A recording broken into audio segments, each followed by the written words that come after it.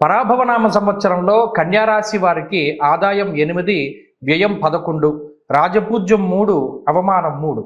కన్యారాశి వారు ఈ పరాభవనామ సంవత్సరం ముందు అంటే వారికి ఉన్నటువంటి ఫలితాలను గమనిస్తే ఈ సంవత్సరంలో జూన్ 2వ తారీఖు వరకు గురుడు ఈ రాశి వారికి 10వ స్థానంలో, దాన్ని కంటక గురుడు అంటారు, 10వ స్థానంలో తామ్రమూర్తి, ఆ తదుపరి 11వ స్థానమందు లోహమూర్తిగా సంచారం చేస్తారు. అలాగే శనేశ్వరుడు ఈ సంవత్సరం మొత్తం 7వ స్థానంలోనే ఉంటారు, లోహమూర్తిగానే సంచరిస్తారు.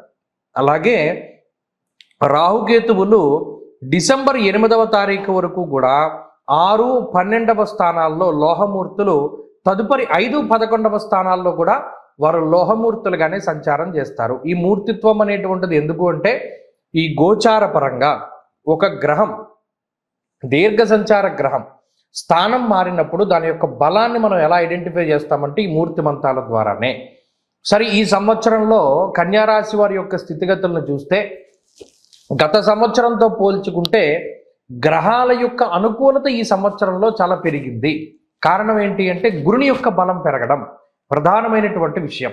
గత సంవత్సరం అంతా ఈ రాశి వారు కేవలం రాహు యొక్క బలం మీదే వెళ్ళారు.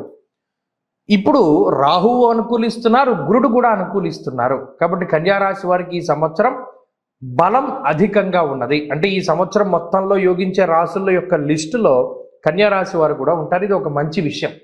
కారణం ఏంటి?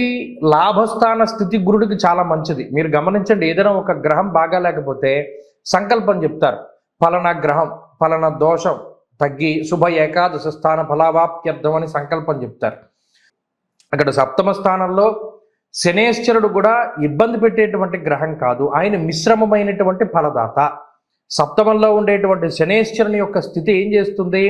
ఉద్యోగపరంగా కానీ వ్యాపార పరంగా కానీ కొంత కుటుంబానికి దూరంగా వెళ్ళేలాగా, కొంతమందిలో ఇదే శనేశ్వరుడు దేశాంతరవాసాన్ని చేయడానికి సైతం అవకాశాన్ని కల్పిస్తాడు. కాబట్టి అటు శనేశ్వరుడు ప్రధానంగా ఇబ్బంది పెట్టడం లేదు, రాహువు యోగిస్తూ ఉన్నారు, గురుడు అనుకూలమైనటువంటి ఫలితాలని ఇస్తూ ఉన్నారు.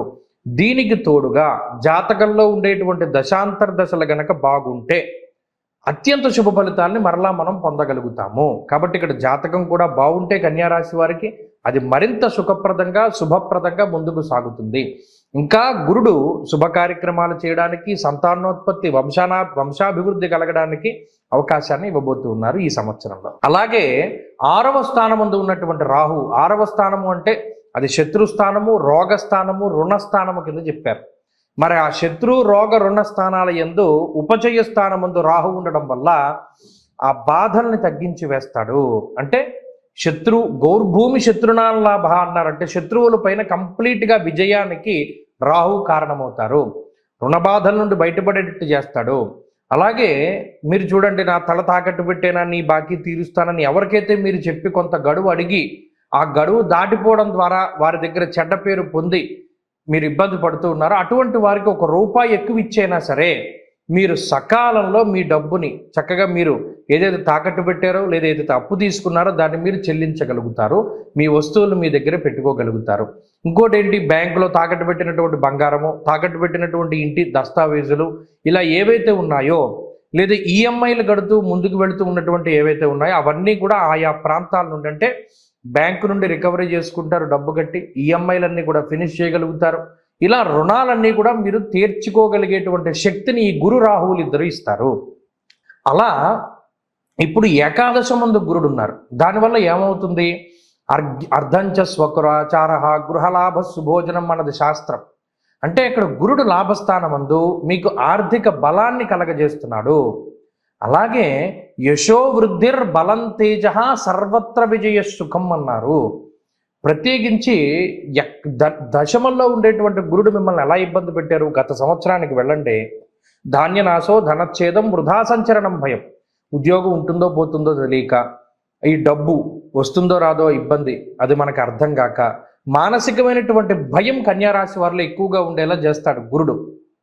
అలాగే వృధా సంచరణం, అనవసరమైనటువంటి ప్రయాణాలకి గురుడు కారణం. మీరు గమనించండి, గత సంవత్సరంలో పలానా ప్లాన్ మీరు చేసుకోవడము, వెళ్దామని టికెట్లు బుక్ చేసుకోవడం, టికెట్లు క్యాన్సిల్ చేసుకోవడం, ఇవి కన్యారాశి వారిలో చాలా ఎక్కువ మందిలో చూస్తారు. పలానా ప్రోగ్రామ్ ఫిక్స్ చేసుకోవడం, టికెట్లు తీసుకోవడం, అది ఫ్లైట్ టికెట్లైనా, ట్రైన్ టికెట్లైనా, బస్ టికెట్లైనా. తీరా ఆ రోజు వచ్చేసరికి ప్రయాణం క్యాన్సిల్ అవ్వడం, ఆ టికెట్ల డబ్బులు పోతూ ఉండడం. ఇలా వృధా సంచరణం, అనవసరమైనటువంటి ప్రయాణాలు, అనవసరంగా వృధాగా ధనాన్ని ఈ ప్రయాణాల రూపేణా ఖర్చు పెట్టినటువంటి స్థితి కూడా కన్యా రాశి వారిలో ఉన్నది. మరి ఈ సంవత్సరంలో యశోవృద్ధిర్ బలం తేజ, యశస్సు అనగా కీర్తి, అంటే ఎక్కడైతే మీ పేరుని చెడుగా ప్రచారం చేసి ఉన్నారో, ఎక్కడైతే మీరు తల దించుకోవలసినటువంటి పరిస్థితులు వచ్చాయో, మరలా అదే ప్రాంతమందు తల ఎత్తుకుని తిరిగేటట్టు గురుడు చేస్తారు. అంటే మీ యొక్క శక్తి, మీ యుక్తాయుక్త విచక్షణ, అలాగే మీ ప్రవర్తన, మీ ఆలోచన, ఇవన్నీ కూడా గురుడు చాలా పెంచుతూ ఉంటారు. లౌకికమైనటువంటి జ్ఞానాన్ని పెంచడానికి గురుడు కారణమవుతారు. శత్రునాశ మంత్రసిద్ధి అన్నారు. అంటే మీరు చూడండి, ఎన్ని పూజలు చేస్తున్నా మాకేం ఫలితం రావట్లేదండి అని బాధపడుతూ ఉంటారు. ఈ సంవత్సరంలో ఏమవుతుంది అంటే మంత్రసిద్ధి కలుగుతుంది అన్నాడు. అంటే ఏదైనా గతంలో మీరు చేసినటువంటి పూజలు, మీరు చేసేటువంటి అనుష్ఠానాదులు, వీటి యొక్క మంత్రం అది సిద్ధించేటువంటి స్థితి గురుడు లాభంలో ఉంటే కలుగుతుంది అన్నారు. కాబట్టి అటు ఆ స్థితి కన్యారాశి వారికి ఉన్నది. కన్యారాశి వారు ఈ పరాభవనామ సంవత్సరంలో ఎక్కువ గణపతి యొక్క ఆరాధన చేయాలి. ముఖ్యంగా ప్రతి నెలలోనూ కూడా సంకష్టహర చతుర్థి అనేటువంటిది వస్తూ ఉంటుంది. ఆ సంకష్టహర చతుర్థి రోజున ప్రత్యేకించి గణేశ్వరుని, అంటే విఘ్నేశ్వరుని యొక్క దేవాలయానికి వెళ్ళి బెల్లం కానీ, పంచదార కానీ, చెరకు కానీ, తేనె కానీ సమర్పణం చేస్తే, వారు ఏ కోరికతో అయితే దాన్ని సమర్పణం చేశారో ఆ కోరిక చాలా చక్కగా నెరవేరుతుంది. అలాగే గణపతి యొక్క ఆరాధన, గణపతి షోడశనామ పారాయణ, లేదో గణపతి అష్టోత్తర పారాయణ, లేదో చక్కగా ఒక గణపతి ఉంగరాన్ని చేతికి ధారణ చేయడము, పంచముఖీ రుద్రాక్ష ధారణ చేయడము, ఇటువంటివన్నీ కూడా ఈ సంవత్సరంలో చాలా అద్భుతంగా పనిచేస్తూ ఉంటాయి.